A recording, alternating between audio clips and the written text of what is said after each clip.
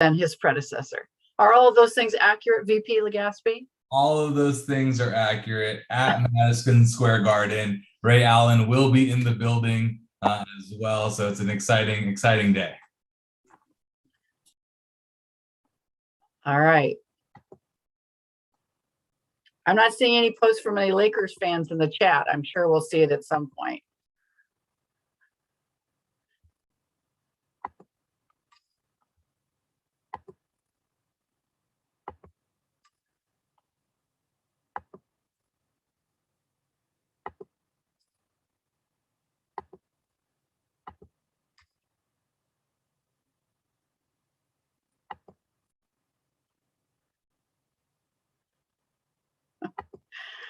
Of course it would be Arthur. Oh, I don't know. They're doing a lot of running. Ooh, Rob, a Phoenix Suns reference. Wow. Yes, Allison. One of the round balls. Oh, I love you, Mesa College. All right, we're going to go ahead and get going today for our forum. And first of all, I just want to thank everybody and congratulate you on yet another semester of above and beyond and extra love for everybody we work with, our students, our fellow wonderful classified professionals, our managers, our faculty. Great job again, and hope that in 2022 we are rounding some sort of corner towards whatever the next stage is. I have left all of the euphemisms behind because I just don't think there's anything that describes accurately where we are right now. So just want to say thank you to all of you for being here today. And we are going to go ahead. I have a couple of updates. And so let me do that first. The first thing is that I want to congratulate Ann Hedikin and all of our transfer center folks, our counselors, all the folks that have been helping students navigate such an important time. And for those of you that are out there, she sent a really great email today that will help you not only help your students during this cycle, but also in future cycles, including students can apply for getting reimbursed for any transfer application fees that they had to pay. And so congratulations to our transfer center folks. I also want to give a shout out to Mesa College Dance. The digital dance concert was incredible. And if you have not had a chance to see it, I hope you will. Hopefully someone can throw the link to it in the chat. But Blythe and Donna and all of our faculty and students in the dance program, wow, wow, wow. And if you miss campus, then you should definitely watch the digital dance concert because the dances are choreographed all over this beautiful Mesa campus. So congratulations to you. I know that our wonderful drama department was able to do their baby with the bathwater. So congratulations to our folks in performing arts for that. And I know that there are other various concerts and celebrations going on. And so if I missed one of yours, I apologize. And if it's still coming up, we'd love to hear about it if you want to put it in the chat for us. Another couple of things. We also, thank you, Annabelle, we also at the last President's Cabinet meeting endorsed the faculty hiring prioritization list to move forward. I am still working on that list. I am meeting with the faculty hiring prioritization committee later after this meeting today, and then we'll release the list no later than Thursday. Hopefully tomorrow we'll get it out. So that we can start right in January as we get back to get those faculty positions together and get them out so that we can find some wonderful candidates to again join our institution going forward. So with that, I'm going to turn to some updates and I'm going to start with VP Lorenze Legaspi. Lorenze. Thank you, President Luster. This is my first campus forum from being back from paternity leave. So I want to thank first President Luster for the time to spend with my family. And then also too, thank you to David Fierro for being the acting VP and then Jacqueline Collins for taking over my responsibilities as for these updates at the community forums. And so I'm back, and it's great to be back. And so today we'll talk quickly about the COVID-19 update for spring, a little high level on what that looks like. We'll talk about some classroom and office readiness, and then we'll get into some technology things, and then also to speak a little bit to the weather that we're experiencing right now. And so for the COVID-19 update for spring 2022, just to kind of get from human resources, just the tone and what we'll be coming back to on campus. And so that all divisions, departments, and operations are fully open to serve students, employees during the established business days and hours. And so it's really returning to a new normal of operations. We have been on campus this entire time for some of the programs and some of the services. And also too, this just means coming back will be a little bit more like we were before the pandemic, obviously with some lessons learned, but really being there to serve our students and the public. And then in-person and distance education and service decisions will be based on student demand and making sure that we have services for our students and the public, and effective delivery of instruction and student services, as well as employee services for those that require that as well. Vaccination or recent negative COVID tests will be required for all in-person service appointments. And again, those are the ones that are over 15 minutes in length in close proximity. And then just to remind everyone of some of the health and safety protocols that we have engaged recently or throughout the pandemic, and really just making sure we reset and understand what we've done as a college and as a district to make sure that we are safe and our students are safe coming back to campus. And so that includes some facilities upgrades, including our HVAC filters, and then also face covering requirement. This is a huge one that we will continue to use. Physical distancing where allowable and appropriate, and also the COVID-19 testing and vaccination requirements. And so those are some of the larger measures, again, with face coverings being significant for us moving forward. And also as we're hearing more and learning more about the Omicron variant, the district will continue to monitor the spread of COVID-19 and the Omicron variant, and then we'll decide as we get closer to the spring semester if that means that we need to change any more of our plans, though I don't anticipate it now, but we do want to be mindful of what that means moving forward. And also the California mask mandate is going into effect tomorrow for all indoor activities, and anything over 1,000 people will require either vaccination confirmation or a negative COVID test in the last 72 hours. For us, we are requiring vaccines on campus for our staff and our employees, as well as our students. And so that mask mandate is just kind of a general FYI, but not so much on campus because we already have a mask mandate. And also want to speak really briefly to the remote work policy, the AP 7170. It's still in draft form, and I'll continue to work with HR and campus leadership to determine how we will roll that out. And so as that remote work policy comes a little bit more into final draft form, we'll roll it out within our departments and understand what that means for us moving forward.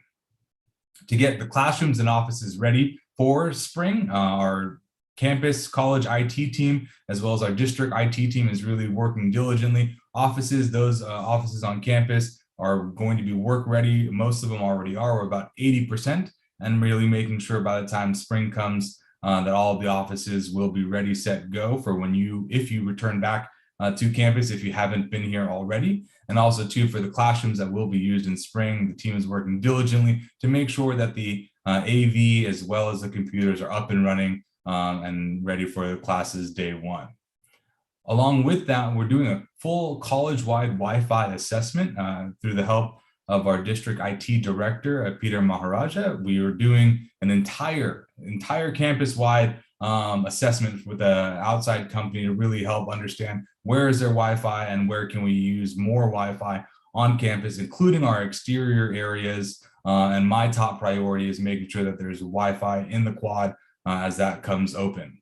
And so the quadrangle is the highest priority for and the Wi-Fi. And then also talking a little bit more about the quadrangle, it will be ready and next month. And then also we'll be removing the fence lines. Today I was on a meeting with Jacqueline Collins, and she said, oh, the fences are coming down today, or the fences are coming down right now. And I got excited because I thought that meant we were there ahead of schedule. Nope, the wind was the one blowing down the fences. And so it wasn't that the fences were being removed. I was like, wow, they're doing great work in the rain. No. The fences were coming down because of the wind. And so if you see down fences or anything like that, there's leaks. If you're on campus with all of this rain, we know that we find leaks on campus. Please contact facilities at extension 2814. And we will send a reminder to managers and supervisors saying, here's what to do if you do find a leak on campus. If you do see fences down, see something, say something, and please be safe as we go out there in this San Diego inclement weather. And that concludes the updates from Administrative Services. I wish everyone happy holidays and a really restful break. Thank you. Thank you so much. All right, we are going to move to Dr. Isabel O'Connor for an update from instruction. Isabel. Thank you, President Luster, and hello, everybody. Rain is not my thing, okay? I like sunshine, but I get it that we need some. So I'm glad to hear it's gonna slow down by the time, hopefully I get back on 15. Again, just a quick update of a few things going on in instruction, a lot going on in instruction, but I'll highlight just a few. First of all, enrollment is first and foremost in all of the instructional families' mind. I want to thank John Corsetti for inviting me to a joint meeting of the Academic Senate and chairs where we had a chance to converse and really discuss some of the issues and worries that we all have and how we proceed together to solving them. So thank you again. I also had the pleasure of meeting with the Classified Professional Senate. I want to thank Eva and Mona and everybody, Isabel and others who for a great conversation and for also sharing with me your perspectives of what you are hearing and ideas on how we can be better prepared to for our spring enrollment in our spring semester. And just a reminder, so thank you for that. Just a reminder, the spring semester, we have planned quite a bit of an on-campus return, 65%, the healthiest percentage in the region. Obviously, we're monitoring where we are in terms of enrollment, and everybody's hope for spring is that after finals, yes, those things and all that, students begin to enroll in spring. Our intercession is really, really strong. So that is amazing news. As you can tell, we have a lot of projects going on. We have a retention project, and retention is central in our minds. We have a lot of enrollment management planning and also credit for prior learning strategies that we are advancing. In terms of getting ready for the spring, I want to highlight an idea in a project that three amazing women, and that is Tina Recalde, Leslie Shimazaki, and Paula Guston, actually worked on, which was to generate a document from the faculty perspective of what it means to come back to the classroom, a variety of questions and a variety of links of where to find the information. And thank you to the loft that is going to put the magic touch to make it look all very pretty. And indeed, it is a great document. So thank you to all three. I had the honor and pleasure of attending an in-person preview of the dance show on Friday. It was beyond amazing. My daughter is a dancer, so I've been exposed to dance, thankfully, for many, many years, and I enjoy seeing these things with my daughter. The one who came with me was not the dancer, it's the other one. But anyway, in any case, I really appreciate the show. Every year just keeps getting better and better. And I think Andy and crew, I will never look at the library the same way. And boy, what a cameo appearance by our OER librarian. So great job. So again, thank you so much. It's unbelievable. We reached the end of the fall. Were we waiting and expecting a fall like the one we had? Absolutely not. The hope was that we would be coming out of this thing in bigger numbers and in better shape. Once again, we're faced with a new variant that puts sort of a twist with the very careful and collaborative planning that we do. We are going to put that planning to the test again in the spring, but the planning we cannot do alone. We have deans, chairs, faculty, classified professionals, not just in instruction, but our colleagues across the campus. And just one final note, a very special thank you to Alex Napoles from the district IT team. He came to Dean's Council, listened to our concerns about being ready in the spring, and he sends us a weekly spreadsheet with very detailed updates, has been collaborating very closely with instruction. So thank you to facilities, IT, and everybody else who's gonna help us, and more importantly, our students get there. Happy holidays, felices fiestas. That's it. Thank you so much, Isabel. All right, and we'll now move to Student Services to Dr. Hans, and she will be introducing our presentation today during our forum. Ashanti. Thank you, President Luster. So first, I would like to start off by saying that I'm pleased to share that Olivia Piccola, an alumnus of Mesa College, is joining the Student Development and Leadership Team, Student Services Team, Mesa College Team, as our new Career Guidance and Transfer Center Supervisor. So for the past 7 years, she has worked in the Transfer Career and Evaluation Center, serving in a variety of roles, most recently as the Acting Career Guidance and Transfer Center Supervisor. So please join me in welcoming Olivia to her new position. Her official start date is January 3rd. Next, I would like to give a special shout out to Leticia and her amazing Dream Team for coordinating the Dreamer Resource Center grand opening last week. The celebration was incredible, and I am so proud of the space we have created to serve and support our dreamers. So if you were not able to join us last week, we do encourage you to visit us in our new space on the second floor of the I-400 building, just across from the Avanza Engagement Center. I am also happy to share that starting January 3rd, as Lorenze mentioned, the Student Services Center will be open 5 days a week. So our new building hours are going to be Monday through Thursday, 8 a.m. to 6 p.m.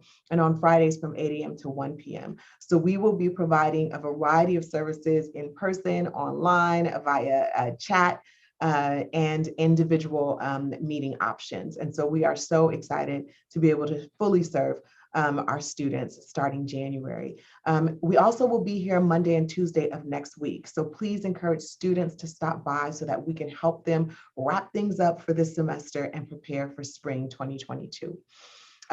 We will be continuing with our vaccination incentives and grant options this month, and we will continue to offer them through spring. So students who are coming, please let them know that there will be financial support for them. We also want to share that in addition to the 7,000 students that we will be working with to help re-engage and engage them because they may have stopped out during fall 20 or spring 2021, we will be doing a huge social media campaign that we hope will encourage students to register and re-engage with Mesa College. In addition to that group, we're also going to be directly connecting with over 3,000 Mesa College students who had their debt forgiven. These contacts will be via special email and phone calls, and the phone calls will be made in partnership with Student Equity and Student Affairs departments and programs. And our goal is to let each of these groups know that they matter to us, that we miss them, and that we hope to see them in the spring. Pam mentioned and gave a shout out to our transfer team, and I too would like to thank them for the incredible work that they've done and continue to do to prepare our students for transfer. And so I think it is so awesome that we are doing transfer application reimbursement, and those funds are still available. And so please encourage students who submitted their applications and paid for them. Please make sure that you send them over to us so we can explain what this process looks like. Most of the CSU applications will be closing on the 15th, which is tomorrow, at 11:59 p.m. So if you know some students who are still needing support, we are here to be able to help and support. UC Santa Cruz and UC Merced extended their application deadlines to January 7th. And there are application workshops that are available. And I'm sure we can drop some links in the chat. Finally, I think it is important that we know that January is phase 2 of the application season, and that students will need to complete their next steps as indicated in their temporary applicant pool. So for example, SDSU requires a supplemental application through their portals, and Marcos requires a transcript sent by February 15th. And so our transfer team is here to make sure that that students who have applied for transfer are able to see this process through until the very end. And so please make sure that if you even hear that someone has applied, that you refer them to our transfer center. Finally, if you want to know all of the amazing things that our departments and programs have been up to, our November monthly update was recently circulated. I'll be sure to drop that in the chat. But there's so much goodness that takes place in these buildings and in our programs and services. It is impossible to tell the story. So each month we give departments the opportunity to share. So please be sure to check that out. And so now I'm going to turn this portion of our forum over to our DSPS coordinator and department chair, Erika Higginbotham. She will introduce a special presentation on DSPS and addressing ableism. Erika. Thank you so much, Dr. Hands and President Luster, for the opportunity to present at today's campus forum. Good afternoon, everyone. My name is Erika Higginbotham, and I am the DSPS coordinator here at Mesa. And we are thrilled to present today about DSPS and ableism. 3 of us will be presenting. However, I want to take time to recognize and thank the entire DSPS team for their contributions to this presentation and all that they do every day to support our students. A huge shout out to counselors Isaac Arguelles, Dawn Stoll, Rebecca Corrales, Melissa Williams, Elizabeth Wilkie, Joseph Prochet, Sandy Ricketts, and Amber Coe. And I'd like to also thank our amazing classified professionals, Manny Jacobo, Elizabeth Mora, Eric Escalante, Ali Crakes, and Pete Markall.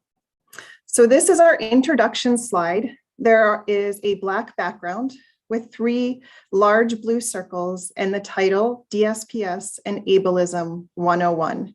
And all of the team members are listed on the slide, as well as the San Diego Mesa College logo. So today's agenda, we want to set out to bring awareness of ableism.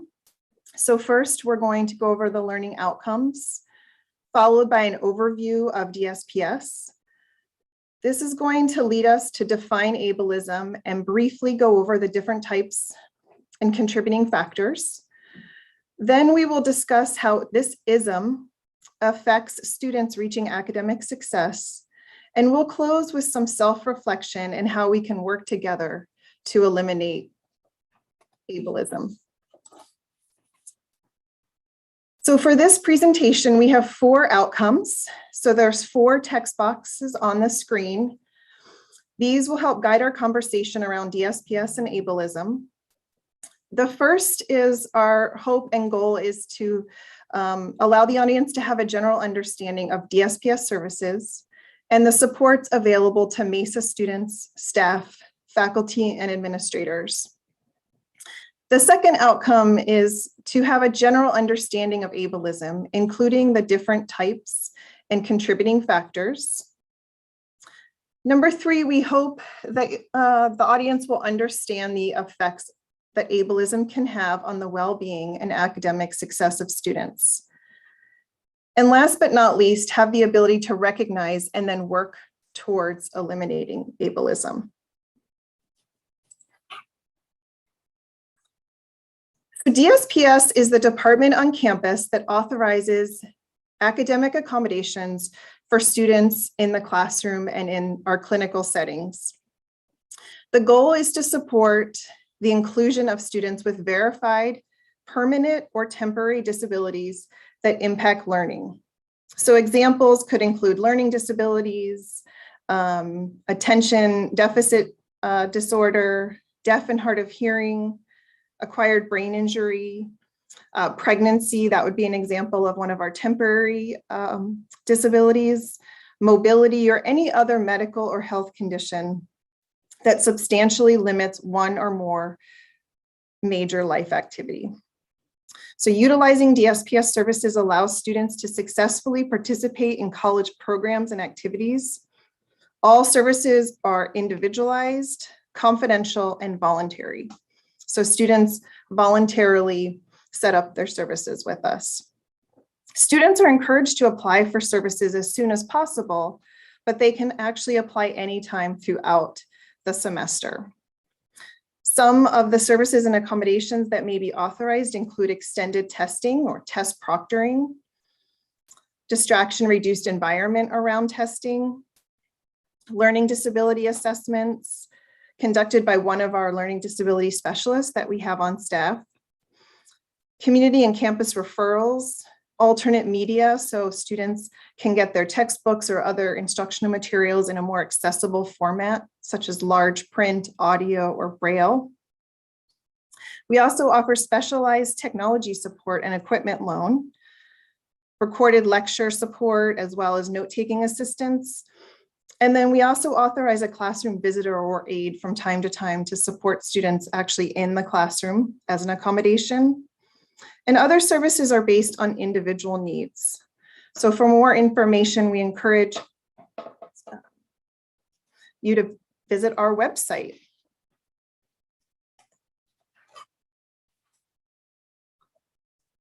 So as we move into our discussion around ableism, we want to share that our intention of helping students with disabilities to be part of the campus learning community. And to do that, we share these principles. Having a disability does not mean a person is incompetent or incapable of attending college and working towards and achieving individual goals, tasks, and dreams.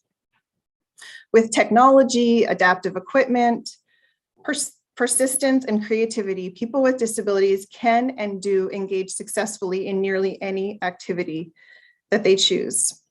People with and without disabilities are defying the odds on a daily basis and overcoming great barriers to find success. In order to set a tone of competence and belief in ability, we ask how the student will accomplish activities, not if they can accomplish them. And we want to support and welcome all students. And we want to assume competence, not inability.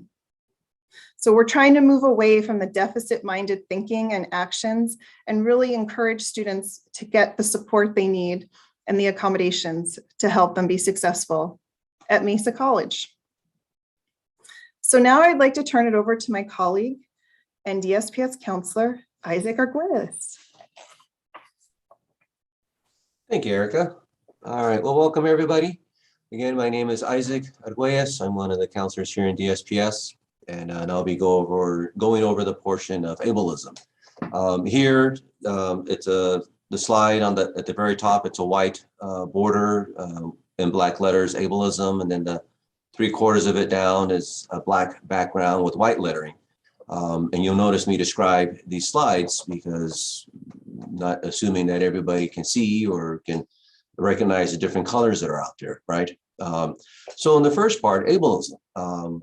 It's defined as a discrimination and social prejudice against people with disabilities and or people who are perceived to be disabled. Ableism characterizes people who are defined by their disabilities as inferior to the non-disabled.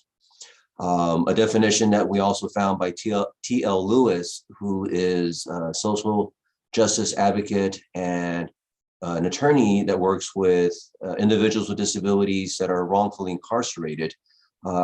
She defines, or T.L. Lewis defines it as a system that places value on people's bodies and minds based on society constructed ideas of normalcy, intelligence, and excellence. These constructed ideas are deeply rooted in anti-Blackness, eugenics, colonialism, and capitalism.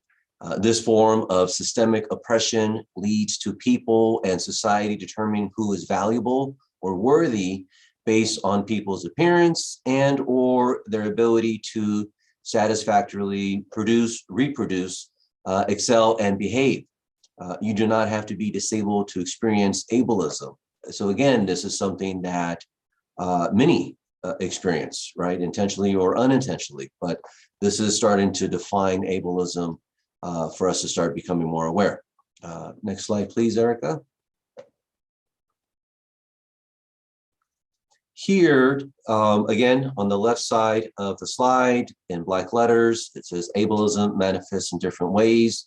And to the right of that, there's a box. There's a silhouette of a person in light blue and in different fonts and letters and the colors, dark blue, light blue, yellows. You see ableism manifesting in social media, in the medical field, right? Where, as Erika mentioned, that deficit model, that medical model. Culturally, we see it out there in language, in the legal system, in the insults, right? There's stigmas, there's perceptions, real perceptions or false perceptions. It's out in the media, and then in education systems, right? So ableism is not just something that we think only happens in certain places or only happens to certain people. We see it all the time in our language, in our culture, understanding of it or lack of understanding. And that's what we'll get into in these next slides. Next one, please, Erika. Here are some common ableist terms and microaggressions that within DSPS, as counselors over the years, we've come across, or that students have told us, or that other people have shared with us. So I'm going to go down the list. And again, at the top, it says common ableist terms and microaggressions in black letters. And then each category is in a blue box, right, with white lettering. And the first one starts off here in quotes, she is a hard worker. For a DSPS student, I am impressed, right? When really we should be impressed with all of our students, right? Just because someone has a disability, a lot of times, oh, wow, you're a hard worker, I'm very impressed. And it's, almost patronizing that student, where in reality, all of our students work hard, right? Students without disabilities are working hard. Our students of color are working hard. Our students that are homeless are working hard. All of our students work hard here at Mesa, and that's what we expect of all of our students, right? So to say just because, because of your disability, I'm very impressed, it gives a very negative tone and for that student to hear. The next one here is, again, in quotes, I have one of your students in my class, right? And the word yours capitalized. And that's one of the things that comes across quite a bit in DSPS is I have one of your students. Well, they're not our students, right? We don't have any specific ownership to the students that apply in DSPS. So we remind everyone that these are our students, right? These students are Mesa, like our hashtag, we are Mesa. It's not just something that's specific to DSPS, it's specific to Mesa, right? As a whole, these students are here. And so it's not categorizing the student with a disability and limiting them just to our department. The third one here, and it says, everybody has anxiety when they take a test. Yes, to a certain extent, but within DSPS, we come across a lot of students that have documentation from their doctor, therapist, psychiatrist, where it's not that anxiety, for example, that I probably feel right now presenting to everybody, right? That we all feel when we present in front of our colleagues, but to the level where it really impacts not just taking a test, right? It's the time management, focusing on a very specific word or sound that they hear, where they're not able to then understand the questions, where they're not able to express their thoughts. They're physiologically, things change, and before they know it, time is gone, right? They run out of time, or they've been distracted, or they weren't able to explain what they normally have been doing in the classroom. And that's something that professors will notice and saying in the class, I see you participate, I see you answering the questions, but when you take the test, I notice something different. The true measure of the student isn't there. So it's not that, yes, everybody has anxiety when they take a test, but there are students, because of their disability, anxiety, or other disabilities, where the accommodation of the extra time, for example, or having them take it here with the SPS and proctoring is there for them as an accommodation. The next one, you must be so patient. I don't know how you work with disabled students. Well, my patience wears thin, like many of yours, right? No one here is a saint. We work with students with disabilities just like we would with any other student, right? And so it's not something where it's admirable because you work with students with disabilities, right? It's admirable because we are working with students. We're here to work with them. I tell students, I don't work for you, you don't work for me, I work with you. And just like with every faculty and classified personnel here that works with students, there are struggles, there are challenges, right? But the key word here is, we work together. So am I patient? Yes, but do I lose my patience sometimes? Yes, right? Just like everyone else. The next one here, it says, what are you, deaf or something? And I'll give a disclaimer here. My parents are deaf, both of them. And so when someone says that to my parents, what are you, deaf? I'll turn around and I go, actually, yes, they are. and then I get that, plain look on the other person's face as their reaction. And, so sometimes when we say, what are you, deaf? It could be an insult, right? Because it's assuming that then if you're deaf, you don't pay attention, right? You're not being aware of your surroundings or your environment. And that's not the case, right? So to say, what are you, deaf? Yeah, probably not the best way to express it. The next one here, you look at, you have autism, but you seem so normal. Well, I'm not sure what normal is, right? Normal for you might not be normal for me.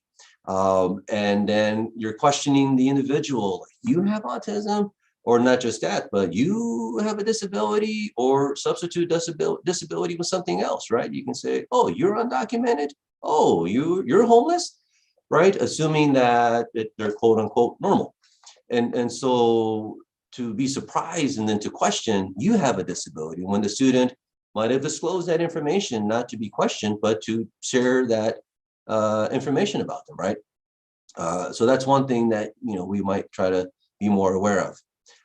The next one here is, do you have a license to drive that wheelchair, right? It's motorized, can you get around? It might sound jokingly, but that wheelchair for individuals that use a wheelchair, that's an extension of their body, right? It's not just a piece of equipment. That's what they use. I worked with a colleague years ago as an interpreter and also used a wheelchair. And so people were always asking, well, how can you interpret and use the wheelchair? And she goes, like, I've been doing it for the last 10 years, right? One hand pushes, the other hand signs. And so saying, how to use that wheelchair, or sometimes, do people with wheelchairs drive? Yes, they do. They have a driver's license, and cars and vans are modified and they can get around just like everybody else can, right? Next one here, ADHD isn't real. You just need to work harder, right? ADHD, everyone gets distracted.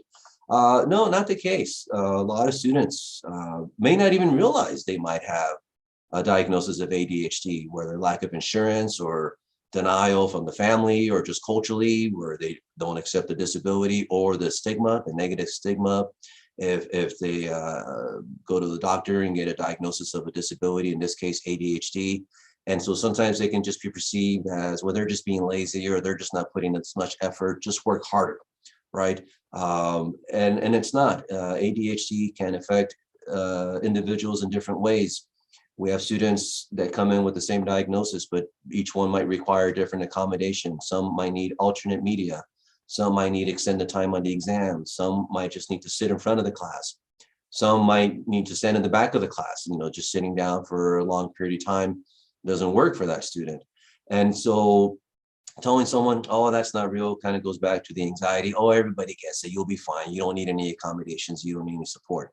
Not the case, right? Because there's more to it than just a simple diagnosis, from the medical perspective. The next one here, might want to cover your ears. This is the 4-letter F word, right? Fair. So, it's not fair to the other students if I give you more time to complete your exam. Well, I guess you can say too, it's not fair for that individual that does have the disability, right? A lot of times, well, you get extra time, so I'm going to grade you harder, or you get extra time, so I'm going to give you more questions on your test. No, that's not the case. It goes back to based on the disability. It could be a veteran, for example, that came back from active duty, is now a veteran coming back to school, has a brain injury from, being in war, and may not remember as well, right? And they need that extra time to recall that information, or it takes a little bit longer. We've worked with students that for various reasons, they do need that extra time. And it's not about being fair. It's about giving them that equal access to their counterparts, right? Their classmates in the classroom. The same for assignments. A student's disability doesn't just start when they walk into the classroom and end when they leave the classroom. Their disability is with them 24 hours a day. So sometimes that assignment might take a little bit longer because they're doing it from home, or something else came up. Their disability is 24 hours at school, at home, at work, with their friends, when they're studying, when they're taking a test. It's not something they can just turn on or off. So again, it's not about being fair. It's going back to that equitable component, providing that academic accommodation, providing that support for that student to have access and to be successful, right? And then the last one here, you can do anything if you just put your mind to it. Well, yes, putting that thoughtful mindfulness effort into it does help in succeeding, but it just doesn't happen, right? And again, for some of our students, whether it's the academic accommodations or having access to a facility, or having participation, within the group or the campus lifestyle, they can do it as well, as we mentioned earlier, with the technology, with the support, not just from DSPS, but from Mesa College as a whole, from faculty, from classified, from our community partners. It does take all of us as an effort, a conscious effort, to help students become successful. Okay, Erika, next slide, please. So here we go. It's a white slide, and there's several circles that are linked together in the shape of a circle, right? And in the center, a bigger circle. This is intersectionality. At the top circle, you have age, and I'll go clockwise. And I know in a digital world, the term clockwise and counterclockwise may not be as common, but I'll go clockwise, right? At the very top, you have age, you have disability, religion, ethnicity, sexual orientation, socioeconomic status, indigenous heritage, nationality, gender, language, and then the last one that connects back to age is citizenship. And disability is something that does not discriminate, right? Individuals with disabilities are discriminated against, but disability in and of itself does not discriminate. It doesn't look at your age. It doesn't look at your religion. It doesn't look at your ethnicity. It doesn't look at your culture. It doesn't look at your gender. Disability is across the world, and it's been around for as long as people have been around. We have a good colleague, Rusty, over at the district office, and he uses the term TAB. He has a physical disability, and he calls those with non-physical disabilities TAB, T-A-B, and that's his way of joking and saying, you guys are just, temporary able-bodied, because a disability can occur at any moment, at any time, to anyone. Obviously, we don't wish that on anybody, but it's not something that, well, they were just born with a disability and they've grown up their whole life with disability. It can occur to anybody. And within our department, we meet a lot of students that have just found out they have a disability, or they've acquired, and I don't know if acquired is the right word for it, right? No one goes out there acquiring a disability, but it's happened, right? And so again, keep in mind that just like our campus supports, several groups of students, a lot of those students might have a disability as well, right? Not just with our students, but within our staff and our faculty, because students here on the campus, as Erika mentioned earlier, they voluntarily come and sign up for services with DSPS. There are a lot of more students out there in the classrooms on the campus that are not connected with DSPS, that don't have the authorized accommodations, but they still have a disability. And that's fine. That's their choice. They might not be aware of us, or they want to, go on and try to do the support, or try to the work without the support. But as Erika mentioned, they can always come and sign up with us, and we can support them as well. But just going back and knowing that disability intersects with everyone, right? And not just here at the school, at home, personal, work, families, relationships, just something to keep in mind. Erika, if you can go to the next one. Here we have another slide. At the top, you have kind of like a light brown border, and then it has white lettering that says internalized ableism, right? And then in the main picture in the bottom, you have an image or graphic of a person in a wheelchair. So it's like an outline silhouette. And there's 4 of those bubble thoughts, right? I don't know if that's the correct term for it, but I'll go with that for right now. The first one is, I will never get a job, right? And so sometimes it's not the student or the individual with a disability that they hear others telling them what they can't do, and you know, the discrimination, or you know, hearing, you know, language or the ableist terms. Sometimes that then, you know, can be internalized by the students, and he's thinking, well, I'll never get a job. If everyone says I can't do this, then maybe I can't get a job. The next one right above that, in a kind of like an orange colored cloud with brown lettering, says I'm not good enough, right? It kind of goes back to one of our earlier definitions where we perceive able-bodied as being good. And if you're not, then you're not good, right? For example, when we hear the traffic report, going today home, right? In the rain on the traffic report, if you listen to it, sometimes you hear the term, you know, we have a disabled vehicle in the first lane or in the second lane. And so right away, we already know we're gonna get stuck in traffic.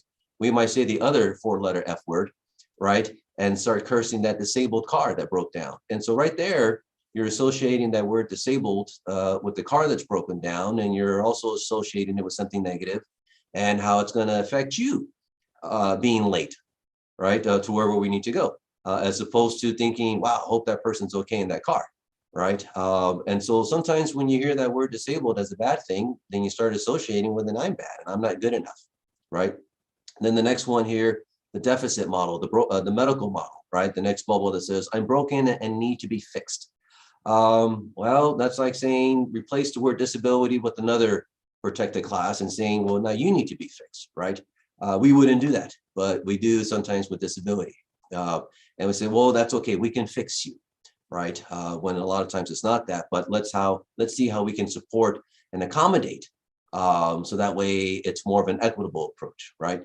And then the last one, I'm asking for too much. I don't want to bother. You know, I don't want to ask the professor to do this, or if I ask for extra time, what are people going to think about me? Or if I ask the professor for this, no, they're going to say no. It's going to be more work than it should, and I don't want to bother anybody.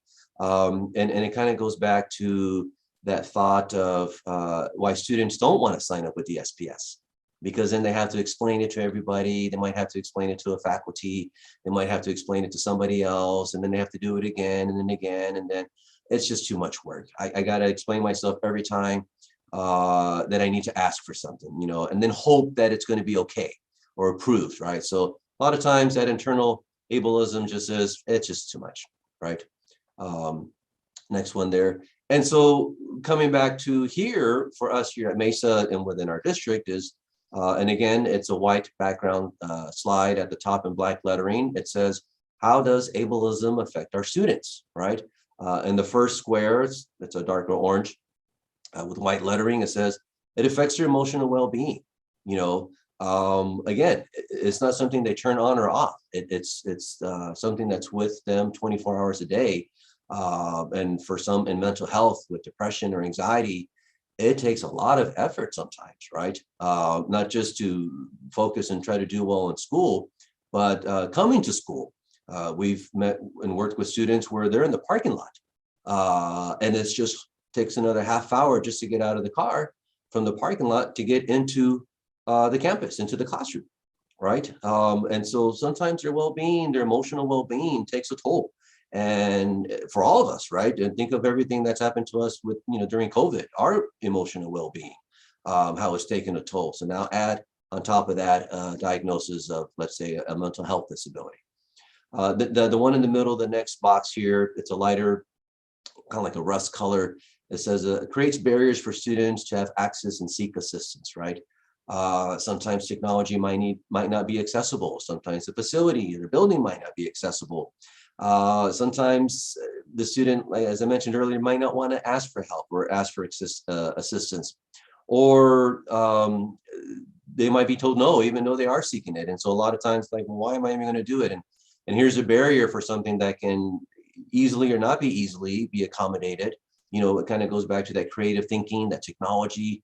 Let's not look at it from a deficit model, from a barrier model, the gatekeeper, right? That's an older term. But let's look at how can we look into this and moving forward, right? And then the last one is a light gray with white lettering. It interferes with their academic pathway and future employment, right? We know that getting education, getting a degree moves on to the next level and helping get a job.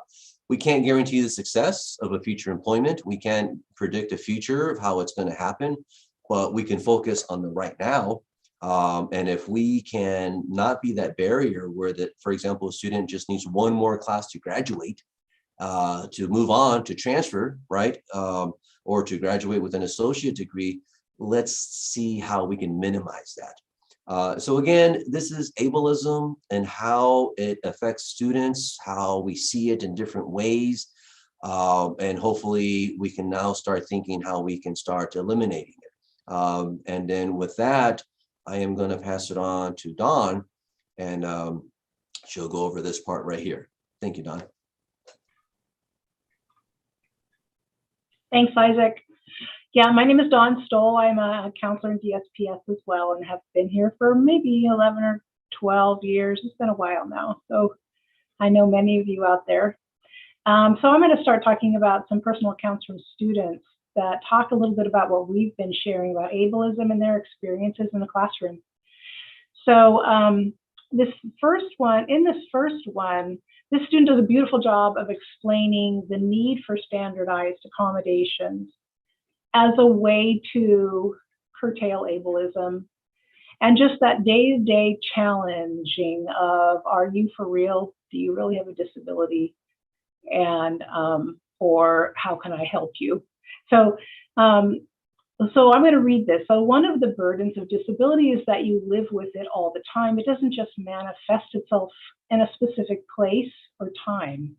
That means that you have to deal with it not just in your psychology class with Dr. Hornstein, but in your math class with Dr. Smith, and your English class with Dr. Schaefer, and your PE class with Mr. Flagg. And while Dr. Hornstein may be sensitive, caring, and a sensitive and caring instructor who knows a lot about disability, Dr. Smith may be a rigid marionette who resents any variations in the classroom, while Dr. Schaefer may be a do-gooder with boundary issues who thinks he alone understands your problem. And if you don't have a standardized set of accommodations, you have to negotiate with every one of these people and their counterparts every semester or possibly every exam. You have to find some way of convincing all of these different faculty members, most of whom are convinced that they and they alone understand what academic standards are, that you're neither a special snowflake or a con artist. And that gets very hard to do. That is very hard to do for anyone. It's particularly hard for people with mental illness. So it sounds like this person has had some experiences like what they've described, and it's interesting to think about it from that student's point of view. This next example,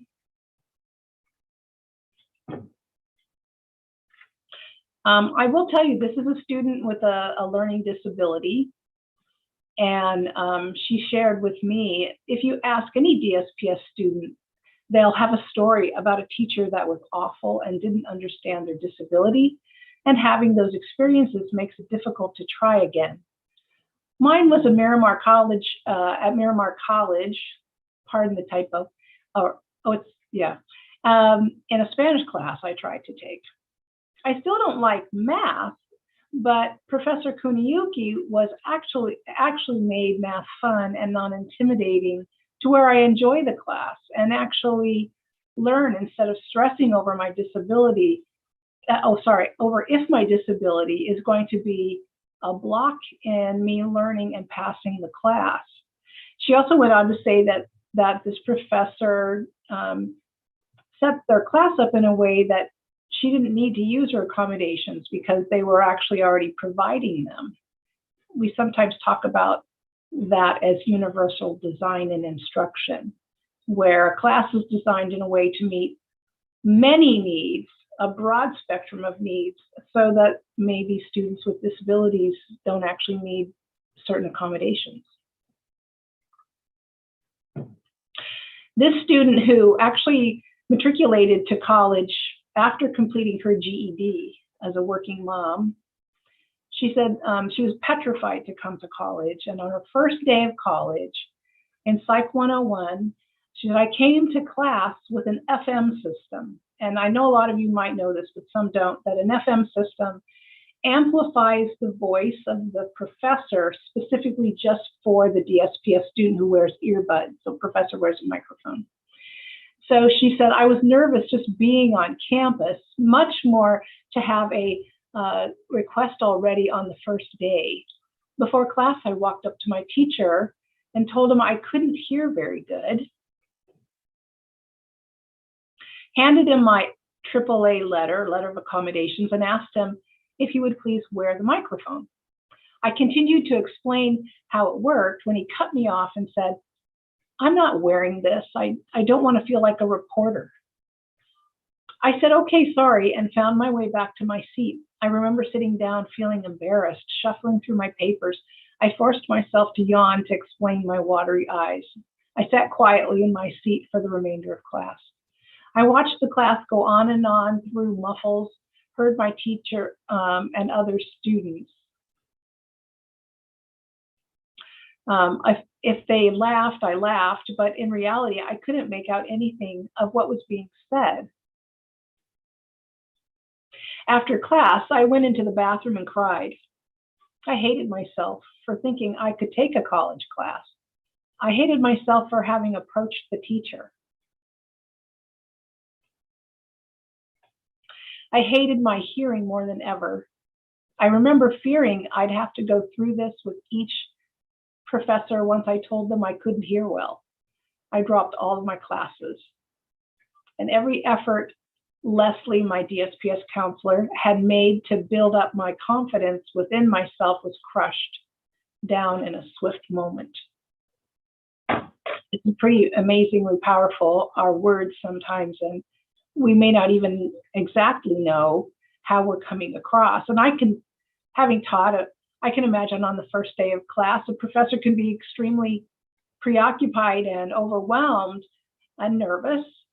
And maybe if you've never heard of an FM system, it's like, what is that? I don't even know what this is. But I think it's a great example of how we have to kind of step in the door, prepared for anything, and sort of center ourselves as we are addressing our students. Here's another one. If I were to pick something that I wish Mesa College had, it would be that they had DSPS approved teachers. Teachers who are known for being accommodating and willing to be open-minded in allowing multiple ways for a student to demonstrate they know the information that's needed to pass the class. Having the right teacher is so important to my success. I'm the type of student who knows the information, but can't always communicate that through certain testing. Finding the right teacher who understands that and is open to me demonstrating the information in a different way is imperative. Even just a list of teachers who have a good understanding and, will work with a student is helpful. So that continuing professional development can help us all in this regard. And then this is the last student comment. Speech class, I had chosen this teacher due to reviews from students mentioning she liked to have students engage in games. I thought that would be a fun way to learn. The class was asked to stand and form a circle. We were tossed a vibrating ball that had a timer on it. We were asked a question out loud to which we had to answer quickly before the timer went off. I needed to have the question repeated to me because I couldn't hear it clearly. After 2 occasions, of the ball's timer going off on me, my teacher came by, took the ball from me and said, "How about you take a break for now?" I remember heading towards the restroom. I leaned against the bathroom stall and said, "God, I hate this." I was embarrassed to return to class, but my belongings were there. I slipped into the classroom and sat in my seat until class was over, wishing I could just disappear. This was another class I dropped. So this was the hearing impaired student from another example earlier. So after incidents like these, I tried to get by without accommodations to not inconvenience the teacher. And this does sort of reflect back on a statement, a slide that Isaac shared, the ideas behind internalized ableism and feeling like we don't belong and that we're broken. So the next slide talks a bit about how we might start to eliminate, oh, I skipped one, sorry.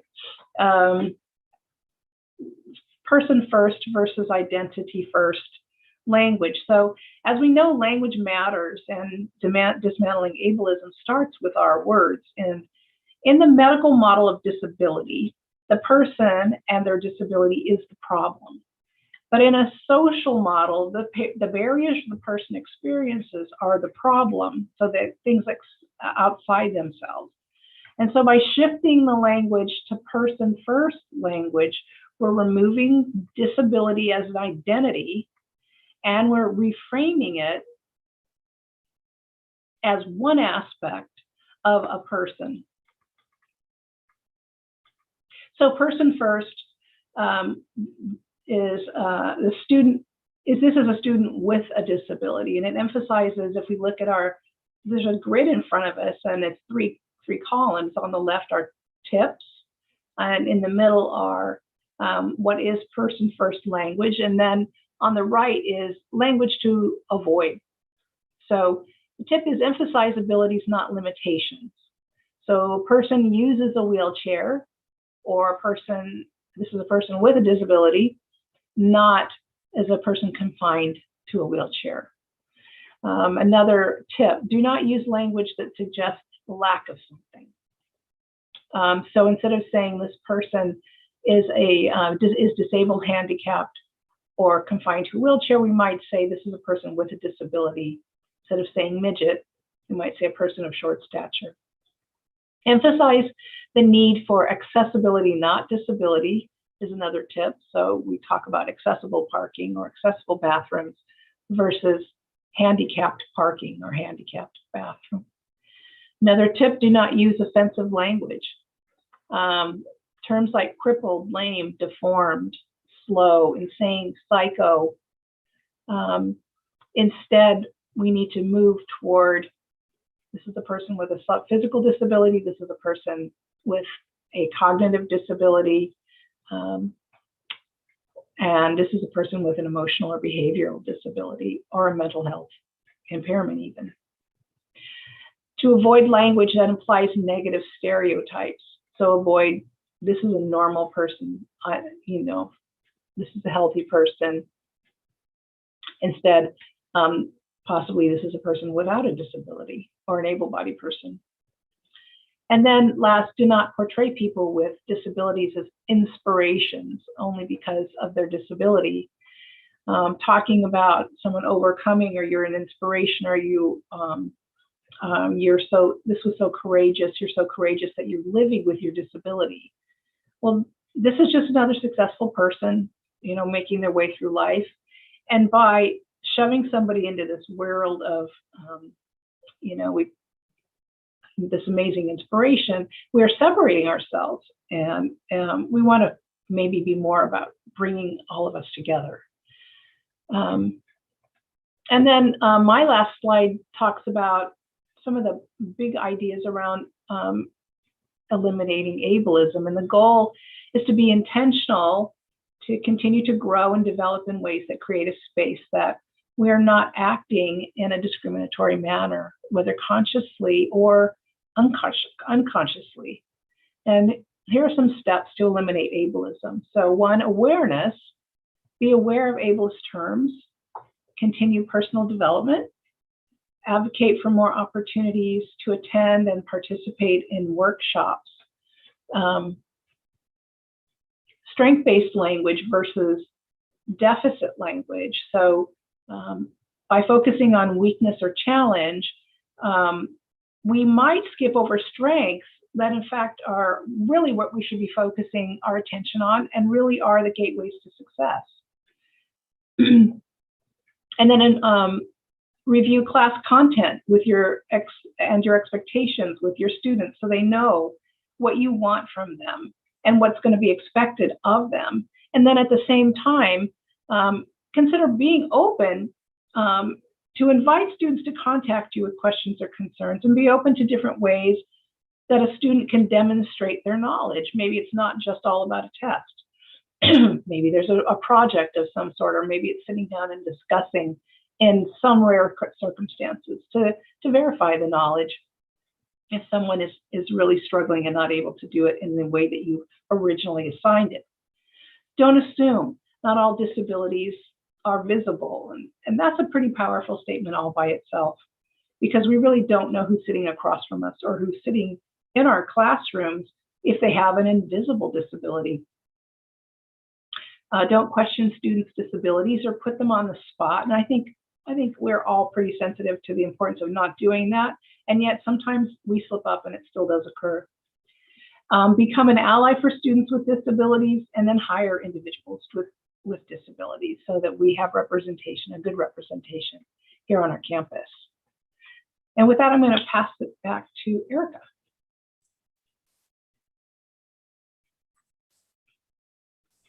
Thank you so much, Dawn and Isaac. As we close today, we're going to do some self-reflection and just to help us recognize and eliminate ableism. So on this slide, we have a colored background with what looks to be lines of paint strokes in light blue and light orange and maybe mauve or pink. And the words "not disabled," just differently abled, with the outline of a wheelchair, are in the black on top of the colored background. And we just want to encourage you to self-reflect and think about the role that you can play in recognizing and eliminating ableism. So some closing questions would just be, do I question someone when they disclose they have a disability? Am I only accommodating to students who have visual disabilities, or visible disabilities, I should say? Do I sometimes use ableist language, and maybe not intentionally? I don't even realize that I'm doing it. Do I assume that individuals with disabilities are not capable, or do I tell them they are an inspiration or are brave? Am I patronizing to them? Trying to be intentional about recognizing and making just one change will help move us all towards eliminating ableism. So I just want to thank you all for your participation and attendance today, and we invite you to continue the conversation. So DSPS is here to support our entire Mesa community. That includes our students, of course, but also our faculty, our classified professionals, and our administrators. We all want to work together to help all students and eliminate ableism. So with that, I'm going to turn it back over to President Lester. Thank you so much to all of you. Do you mind all coming back on camera again, all of our presenters?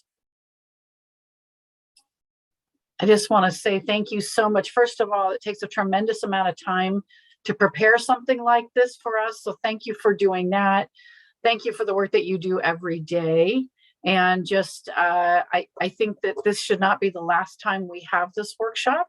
I don't know if you agree with that, but I think it would be wonderful to continue along these lines. And so again, yes, Claudia Perkins, powerful presentation. Love our DSPS team. So thank you so much, and for the work that you do on behalf of our students, and frankly, that you do with all of us, because it does take a village for all of us to serve our students. Thank you so very much. All right. So we have come to the end of our time together for our community forum. And again, I want to say again, thank you to our presenters. Thank you to everyone who has presented this semester during our forums. During the spring semester, we will be doing the community forums again. So if there's something in particular that you think would be of value to the institution, like our wonderful workshop today, then please suggest it to us. We're happy to do that. Just wanted to give you a heads up that when we come back in the spring semester, we will be doing a modified convocation. So as you know, we put a survey out, and about 70% of our folks really wanted to see convocation be in an online format and a Zoom format, and about 30% said on campus. So what you'll be getting is communications from us, not unlike we did last year, where we had a combination of synchronous and asynchronous professional learning opportunities for convocation, but we will gather together that morning for convocation. And for those people that are on campus, we'll provide an RSVP so that if you're on campus, you can come and have lunch together on our campus that day. So we look forward to doing that. So with that, what I'd like to do is thank you to our communications team, in particular to Annabelle Polito, for putting together a wonderful holiday message for Mesa. And so we are going to spotlight that. And so happy holidays, everyone. I hope you get some wonderful rest over the holiday. And please, please, please be safe, take care, be kind, and we'll see you in January. Take it away.